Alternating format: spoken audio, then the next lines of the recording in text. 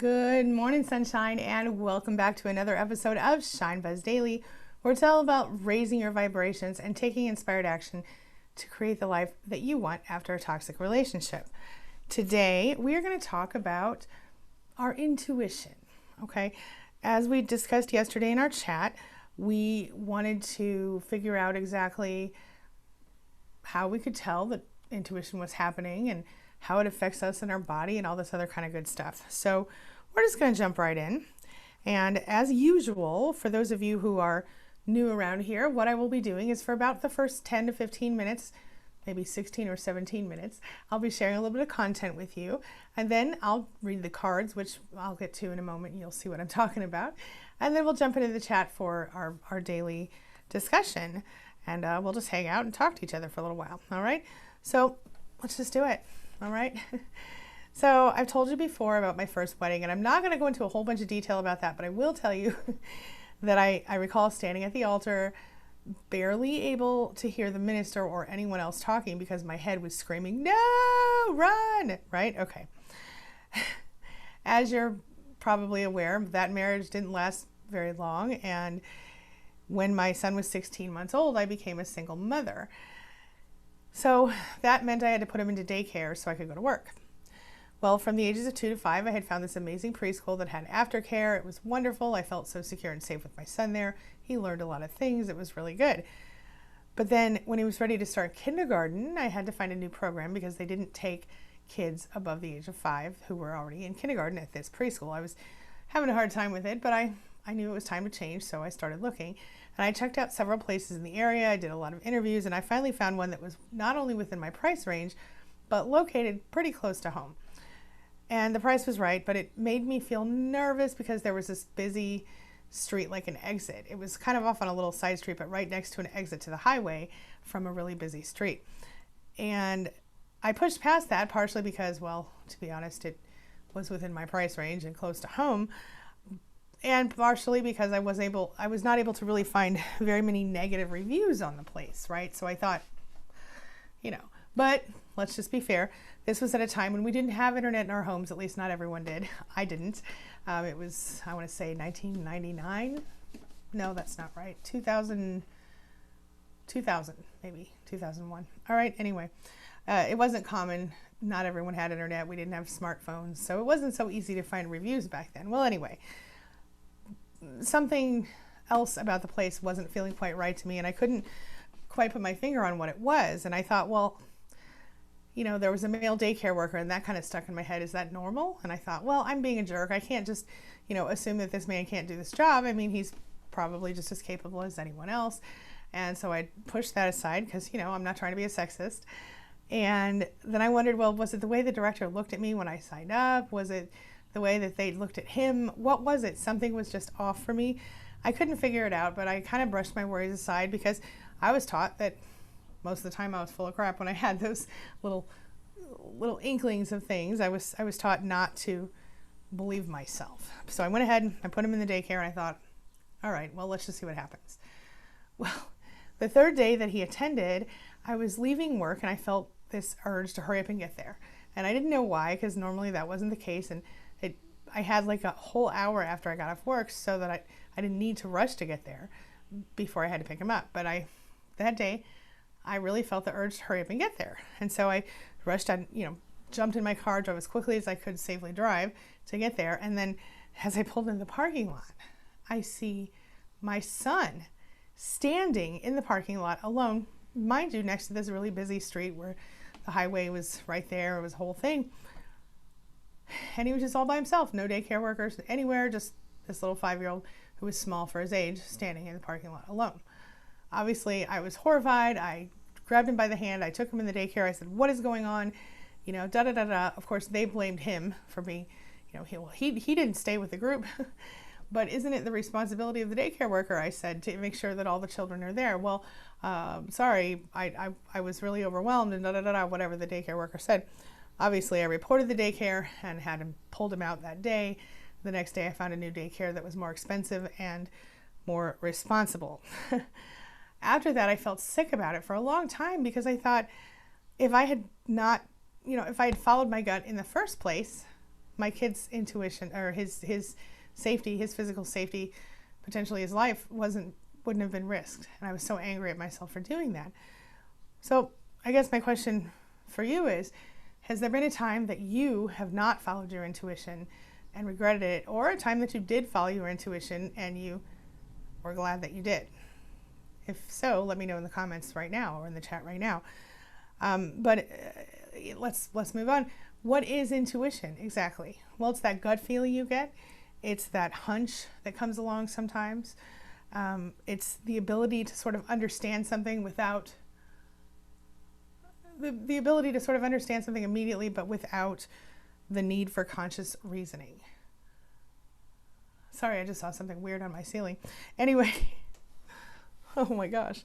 How do we learn to trust our intuition is a question. We know that we are all born with a certain amount of intuition just by nature, right? The problem is that from a really young age, a lot of us are told to ignore our feelings, or that our feelings are just wrong.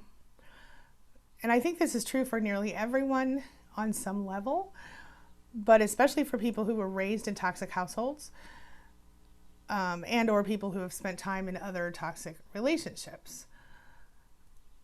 So if you think about it, if you force feed a person and let's say you have a baby and you force feed the baby because the baby won't eat on its own. Well, what happens then is that it often causes that kid to lose their ability to recognize their hunger signals. It's like they're taught to ignore their natural hunger control mechanism. And this is the same thing that happens with our intuition and our emotions. We stop listening because we've been taught to push down our feelings. And so we are less likely to trust our emotions. We get this feeling in our gut that something is just not right. And we all know that, most of us have this natural ability to know if something just isn't right, if something doesn't feel right. And I tell you all the time, like, follow your gut. Know if if something doesn't feel right, don't do that thing, or don't follow, protect yourself. But again, over time, you've pushed these feelings down, you feel wrong, you feel crazy, and so you stop listening. So here are some examples of when you might catch a little hint of intuition. So maybe you meet someone new, a new person you're going to date, or a new friend, or even a new boss, and for no apparent reason, you just feel like something's not quite right, something's just off, you don't know what it is. Or maybe you talk to someone and you know for sure they're lying, even though there's no reason to think that. Or maybe you see someone in the parking lot and you just know you want to walk far around that person. You don't want to really pass by that person. You don't know why. The thing is, while you obviously don't want to react instantly to something that doesn't appear to be a cause for immediate danger, it is important for you to keep your eyes open and keep your mind open and to trust yourself, because chances are that you're going to find out you're right more than you're wrong when it comes to following your intuition. If you're not used to listening to this, it's going to take time to learn to sort of tune into it, and it requires a little practice and a little patience, but you can do it. You can rediscover this part of yourself. If you can, I don't know, I remember I used to, when I was a small child, I would know stuff, right? Like, I would know that if I asked my mother this question, she was going to give me that answer. Or I would know, that this friend was safe and that friend wasn't. I don't know how I knew, I just knew. And after so many years of conditioning and being told that, those things weren't real and whatever, I stopped sort of listening for a long time. And I think a lot of us have done that.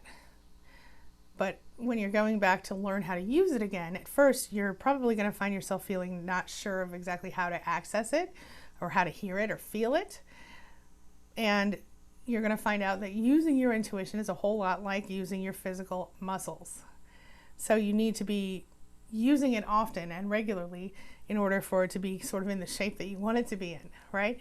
So how do you get to know your intuition better? How do you get to tune into it? What exactly do you do? Well, first of all, you want to start to watch out for things like hunches or just those feelings that you get sometimes, ideas that pop up in your head. Pay attention to sort of the voice that comes along with it. And what I mean by that is, if you find the voice to be gentle, supportive, positive, that's a good thing. that means that is your intuition coming through. Now, if the voice seems aggressive and pushy and mean and domineering, or it's using scare tactics to make you stay in line or something like that, well, then it most likely will be leftover remnants of your toxic person, your toxic relationship floating around in your head. And if that's the case, you need to get rid of that stuff. But if you're getting a feeling of warning, ask yourself, is this loud and threatening? Is it scary like the narcissist might have been? Or is it more like an insistent knowing? You know, like, I'm not sure if that's the right thing to do. You know, something doesn't feel right. That's intuition. Do you understand what I mean? The difference? So you might get like a tummy ache, or you might, feel kind of a tightness in your chest. It could feel like a little headache to you. We're going to get to some more signs. So here are a few signs that you can watch for in addition to those. One of the things that a lot of us see is the hairs on the back of our neck stand up. And, this is, whoa!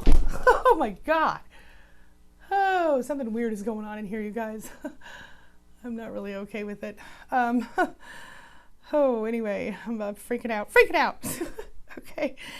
Every human is born with a fight or flight. This is ironic. A fight or flight thing, right? Sometimes the hairs on the back of the neck will stand up, or you get sort of prickly, your skin, like mine is right now, and you feel like running, like I do right now. Most of the time, though, you should pay attention to this feeling, because a lot of times you're going to find that, like, if you have a spider crawling on your skin and you don't see it, the hairs on the back of your neck will stand up, or you'll find you're actually in danger when something like that happens, and not just having a weird sailing moment. Just don't ignore those feelings, is my point. I'm sorry for all the distractions today. The next thing is that you'll feel, I think I might have to be closing off pretty early today. I'm not sure what's going on in this house. The next thing is you're going to feel like sort of a pull to help someone. So television commercials will use those emotions against you when they're trying to get you to send money to save, people in other countries, or they wanted, the abused animals commercials. They really tug on those emotions. So when you feel those feelings watching those commercials, you should respect them. You should be aware of them. And when you feel like you're compelled to help other people, you shouldn't push that feeling away. So if you're able to freely offer your help, because denying that feeling will cause you to sort of feel bad about yourself in the process. Do you understand what I mean? And if you can't afford to go, and I'm not saying you should necessarily even, send money to the commercials, but maybe instead of doing that, if you feel like you're concerned about animals, maybe you go volunteer at an animal shelter or something like that, or you adopt a new pet, whatever. What if you feel pulled to do something different? This is another thing. You kind of feel a pull towards something different. So maybe, like I was several years ago, maybe you find yourself sitting in a cubicle, you're bored to tears, you're like, this job is killing my soul. Been there, right? But you're scared. You don't want to change. You don't want to continue to stay in the same place. So if you feel like you're being pulled in another direction, take that time and figure out what that is. Give some real consideration to the possibility of changing everything, instead of just, nope, I can't do it, I can't afford to leave my job, whatever. Really think about it and see what it is that your soul is pulling you toward. Somehow I ended up here with you, and that was a lot about my soul pulling me here, Bill Gates, for example, he didn't allow nagging to stop him from becoming his successful self. And I could probably give you 150 other people, but we don't have all day. So the next thing is you're going to feel more confident in your abilities when you are feeling more confident in your abilities. Don't push that down, because that is your intuition also telling you, hey, something's right here. So if you need to remember that you have a right to feel good about what you're doing, and you have a right to feel capable, because you are. And when you feel good about yourself, it's not about misplaced pride or bragging or anything like that. It's about genuine confidence. And that's something that takes time for us to develop after we go through these relationships. Very often we are taught, like I said, not to boast about our abilities or anything good about us. For example, I was just thinking about a time when I went somewhere with my mother and my daughter. My daughter was just a baby. And I put little sunglasses on her, and she looked really, really cute. And so I was saying to my mother, oh, and actually to my daughter, oh, you look so adorable, blah, blah, blah. You're so beautiful, like moms do. And my mother said to me, don't tell her she's beautiful. That'll just give her a big head, and she'll just become this big, essentially, she didn't say the word narcissist, but that's what she meant. And that was not true. I think all mothers should tell their children they're beautiful. And I had continued to do that because I recognized a couple things in that moment. Number one, that would explain a lot about my childhood. And number two, that, you don't become an egomaniac because you believe in yourself. Anyway, but this does put us to a disadvantage when we go out into the world, because if we doubt ourselves, we don't believe in our abilities, well, neither does anyone else. So getting good jobs and getting fair pay is not always as easy for us when we are trying to be employed by the corporate world or whatever. So you have to allow yourself to feel confident when it's appropriate. And when your intuition is telling you, hey, you're doing a good job here, own that, right? All right. The scary thing about trusting your intuition, though, is that when it's something that's new to you, it is not based on logic. It is often what it suggests to you isn't logically verifiable or justifiable, right? So that's weird. But if you practice and you trust, you're going to learn that knowing that something is right and that it's the right thing to do for your best interest. You have to start to trust that about yourself. So it's going to be easier to shrug off your own inner demons, right? Which, let's call it your leftover remnants of narcissist, and those of others who are obviously going to fear for your best interest on your behalf. Sometimes those will be flying monkeys too, or they'll be toxic people who don't want you to succeed. Keep that in mind. So here are a few things you can do to make this a little easier. Start by making your environment comfortable. So recognize that your emotions need a safe environment to be fully experienced, right? You have to become like your own best friend, and you have to recognize that only you are the one who is capable of creating a safe environment. I'm only laughing because I'm having this weird sailing issue right now. For you to feel safely, for you to safely feel those emotions that you need to feel, because those emotions are the connection to your intuition if you allow them to be. Make your home a safe place for yourself and your family, and as Dr. Phil is prone to saying, home should be a safe place for you to fall, right? Next, you want to acknowledge the different emotions that you are experiencing, be aware of them. So if we, by nature, we push away our emotions, the things that we feel about, let's say, drugs, alcohol, food, those things can become addictions for us. And if we're pushing our emotions away instead of allowing them to happen, we may find ourselves in a really difficult position. But obviously you can express your appropriate emotions.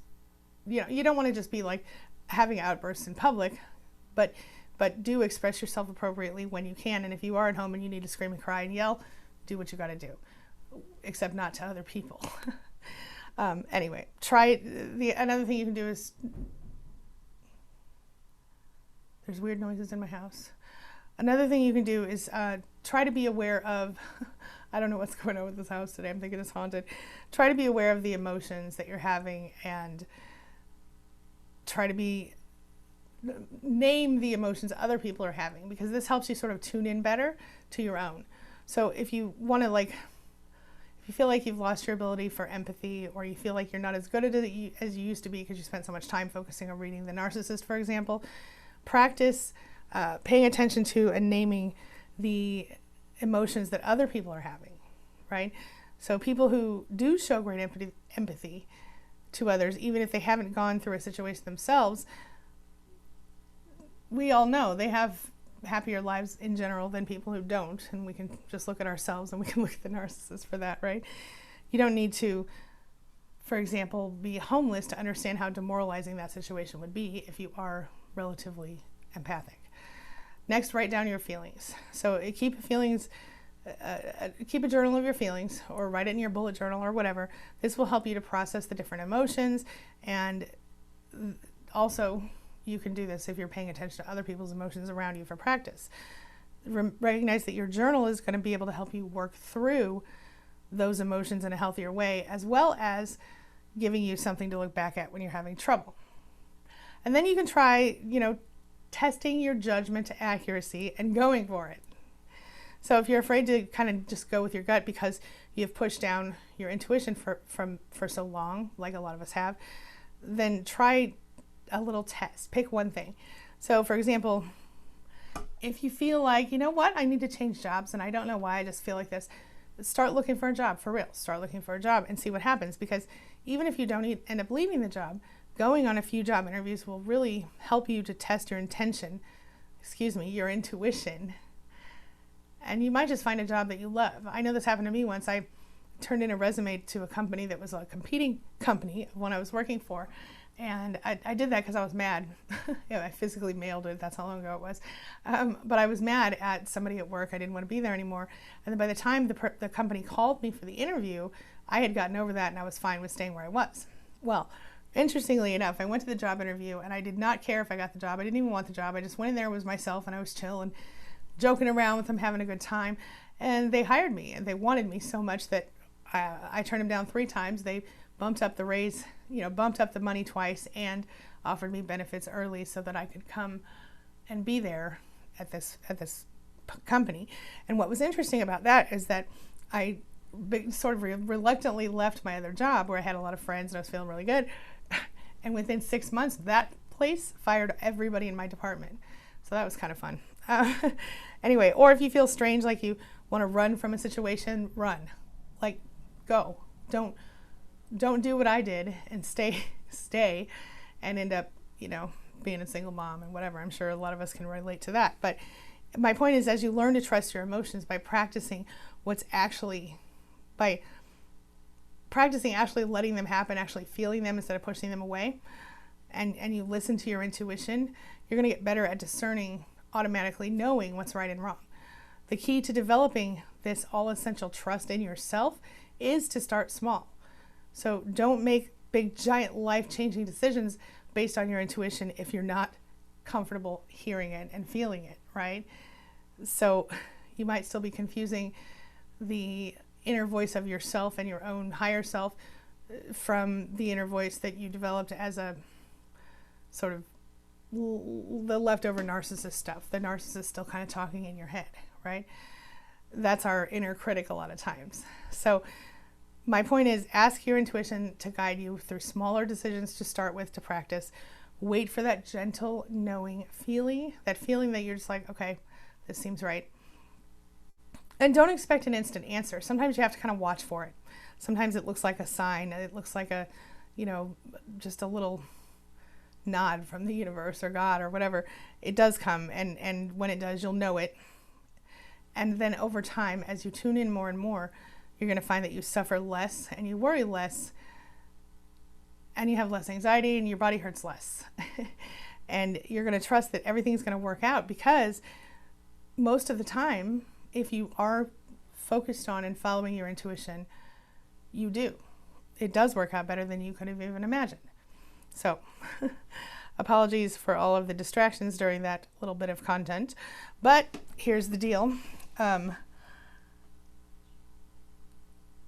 Here's the deal. The deal is we all have it naturally. And when you learn to follow it, when you learn to stay focused on it, when you learn to feel it in your body and trust it, your intuition can be one of the most powerful tools that you have. So let me grab our cards now, because ba-dum-bump, it's time to read the cards. And we're going to just take a look here. I'm very interested in what Linda's saying. That's so weird. Yes, I have made a video on imposter syndrome, but I would be very happy to make another one for you guys. Today we're going to start, as usual, with our dialectical behavior therapy skills deck. And again, this will be in the description below after the video goes live, but you don't need to buy it because I'm sharing all the cards with you over the next few weeks. Today we are on card number 38, and it is an emotional regulation skill. Grab your pen, grab your pencil, grab your paper. because this is your homework, y'all. So here we go. It says, oh, this is interesting. This is interesting. Do the opposite of your unhealthy urges. Identify an upsetting situation you recently experienced, then record how you felt. Then identify what the situation made you want to do, like withdraw from the situation, pull away from it. Next, identify an opposite, healthier reaction, like use assertive communication. Finally, commit to using the new reaction in similar future situations and record the results. So essentially what this is saying is, follow your intuition, but this is saying when you have unhealthy urges, go the other way. And I find that really cool. That's a really good, interesting contrast for today, right? Because it's still giving you that ability to listen and pay attention to your body and your mind, but maybe a little more carefully. Okay. Alrighty. All right. Super Attractor deck will be all about our, sorry, our daily affirmation. I'm really distracted by this weirdness in my house right now. I apologize. And today's affirmation is a great one. Beautiful card, by the way. And it says, grab your pen or pencil because this is your affirmation for today. When I'm in a state of appreciation, I'm in vibrational alignment with my true love nature. That's a good one. Yeah? All right. All right. So, yes, I'm going to jump into the chat now. So if you guys, yep, good one, Bonnie, good one. I'm going to jump in the chat, say hello to everyone, and talk to you guys for a few more minutes. Now, we do have, I have a stream later today with Dana that hopefully she will be able to attend. And hopefully I will be able to attend. There is more weirdness in the house. I may need to, you know what, you guys? I have issues here. I think there's a problem I may need to go deal with in the house. So let me say hello to everyone. And I'm really, really sorry, but I'm really going to have to go because I think there might be a problem here. And I do not want the ceiling to fall in on my head. So I'm rushing off. I'm so sorry, guys. But assuming... Whoa! Okay, I gotta go. This is so bad. Assuming that this is resolved before 12:30, I will see you guys at 12:30 today with Dana. I'm so sorry that I have to leave, and I wish I could stay longer because I had so much more to talk about. We may continue this tomorrow. Hugs and love to you all.